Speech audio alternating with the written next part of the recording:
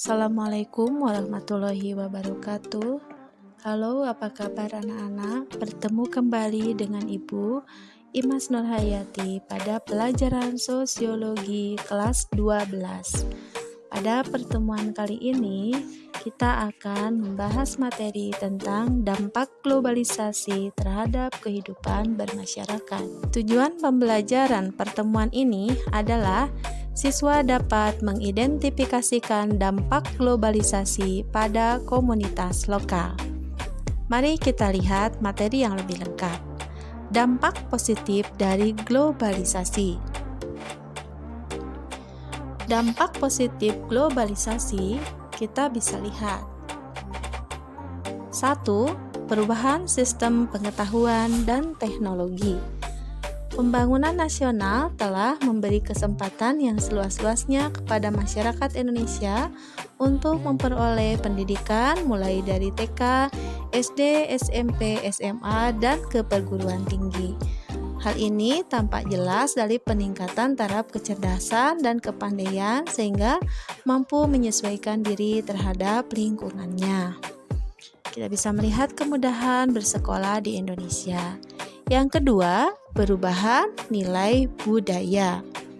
Nilai budaya setiap orang atau kelompok masyarakat tidak sama, tidak baku atau statis, melainkan selalu dinamis dan berkembang sejalan dengan perubahan yang terjadi di masyarakat. Akibat dari globalisasi, banyak nilai yang berkembang pada zaman penjajahan terhilang, seperti kolonialisme, liberalisme, rasialisme, kapitalisme, otoritarisme, sekulerisme, dan feodalisme. Sebaliknya, semakin berkembang nilai budaya toleransi dalam kehidupan beragama, menjunjung tinggi nilai-nilai kemanusiaan, cinta tanah air, gotong royong, dan kekeluargaan, seperti yang dapat kita lihat pada gambar. Yang ketiga adalah perubahan etos budaya.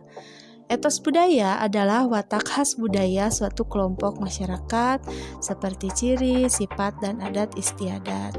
Kita bisa melihat bahwa kebudayaan Indonesia itu adalah selalu berkumpul, selalu bersama-sama. Cara pandang ini sekarang mulai berangsur-angsur ditinggalkan.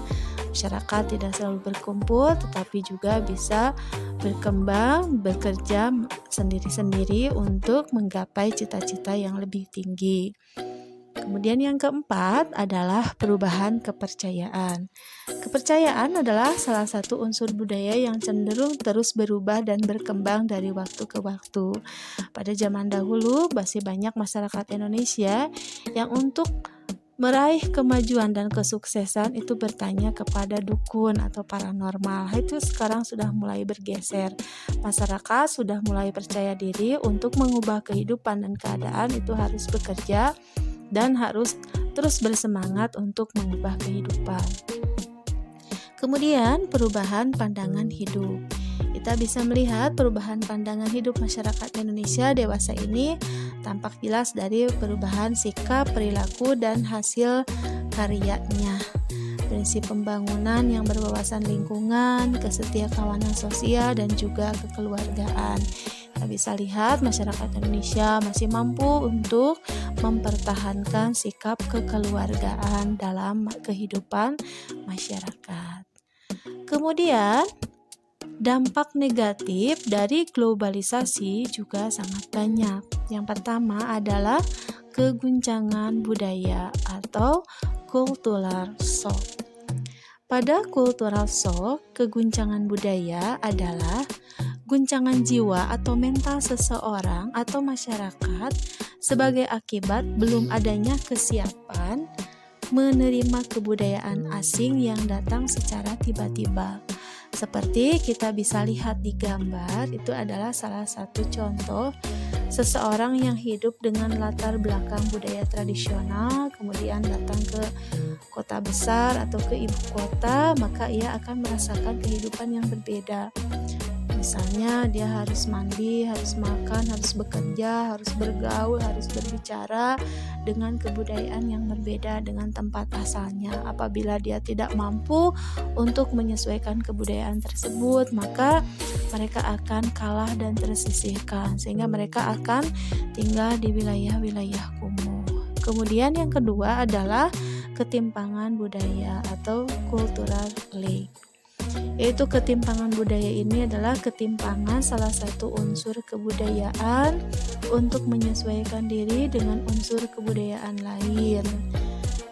Salah satu contohnya adalah ketika di desa mereka penuh kekeluargaan, gotong royong, sementara ketika pindah ke kota banyak sekali masyarakat yang hidup secara sendiri-sendiri, individualis. Kalau di desa banyak mempertahankan tradisi, sementara kalau di kota itu lebih ke individual.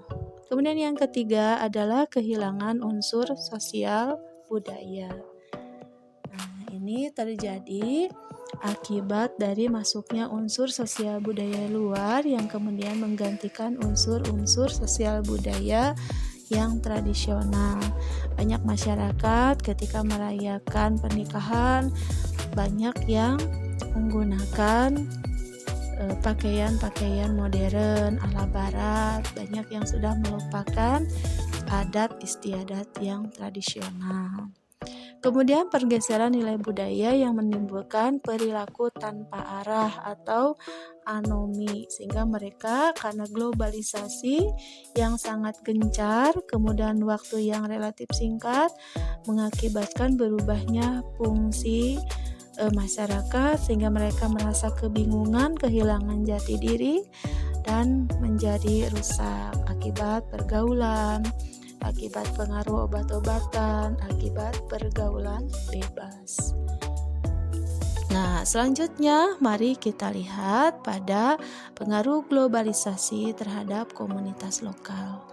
Globalisasi menjadi salah satu penyebab terjadinya perubahan perilaku pada masyarakat, termasuk pada komunitas lokal di masyarakat. Komunitas lokal dapat diartikan sebagai kelompok masyarakat yang berinteraksi dan saling mempengaruhi satu sama lain dalam satu lingkungan sosial.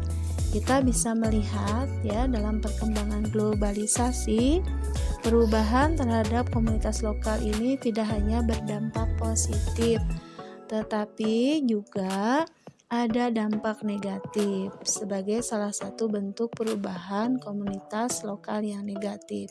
Contohnya adalah masyarakat kampung adat Baduy yang awalnya menolak perkembangan teknologi karena bertentangan dengan nilai-nilai budaya, akhirnya sedikit demi sedikit menerima perkembangan teknologi yang dikembangkan pada era globalisasi, sehingga banyak beberapa masyarakat Baduy yang telah menggunakan alat komunikasi seperti handphone dalam kehidupannya. Juga ada masyarakat Baduy yang sudah mengenal listrik, televisi sebagai alat untuk mendapatkan informasi. Itu pengaruh globalisasi terhadap komunitas lokal. Kemudian selanjutnya kita bisa melihat sikap dalam menghadapi perkembangan globalisasi. Yang pertama adalah sikap selektif terhadap pengaruh globalisasi. Kita harus mampu meningkatkan keimanan dan ketakwaan, meningkatkan penghayatan dan pengamalan pada Pancasila. Jangan lupa kita ini NKRI ya.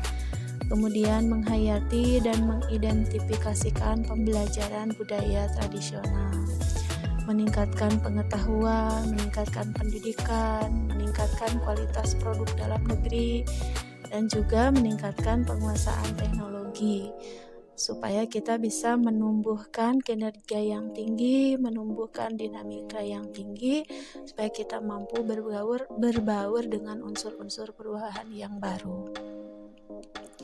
Kemudian yang kedua, menentukan posisi terhadap implikasi globalisasi. Pada bidang ekonomi, ya, kita bisa melihat bahwa kemajuan pasar itu harus kita perhatikan, meningkatkan kemampuan bangsa, meningkatkan kualitas produksi, meningkatkan pendapatan per kapita, mencintai produk dalam negeri. Kemudian pada bidang teknologi juga harus mampu meningkatkan teknologi dan informasi, mampu memanfaatkan teknologi dan bisa membuka akses informasi agar kita tetap maju di dunia ini. Kemudian selanjutnya pada bidang politik, kita harus mampu menegakkan nilai-nilai demokrasi, memperluas hubungan, juga berpartisipasi aktif dalam percaturan politik dunia.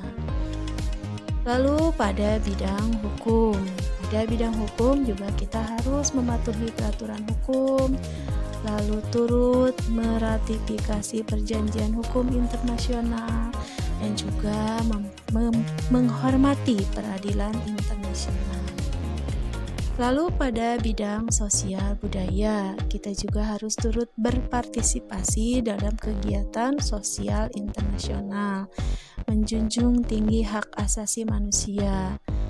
Lalu pada bidang lingkungan hidup, juga kita harus ramah terhadap lingkungan, harus memelihara lingkungan, melestarikan lingkungan, menggalang kerjasama antar negara untuk menjaga bumi ini, karena bumi ini kita pinjam dari generasi yang selanjutnya. Jadi kita tidak boleh menyia-nyiakan sumber daya yang ada. Nah, itulah materi tentang globalisasi. Mudah-mudahan kalian cepat memahaminya dan mudah-mudahan kalian dapat mengaplikasikan dalam kehidupan bermasyarakat di Indonesia. Mudah-mudahan bermanfaat bagi kalian semuanya. Akhir kata dari Ibu, Assalamualaikum warahmatullahi wabarakatuh.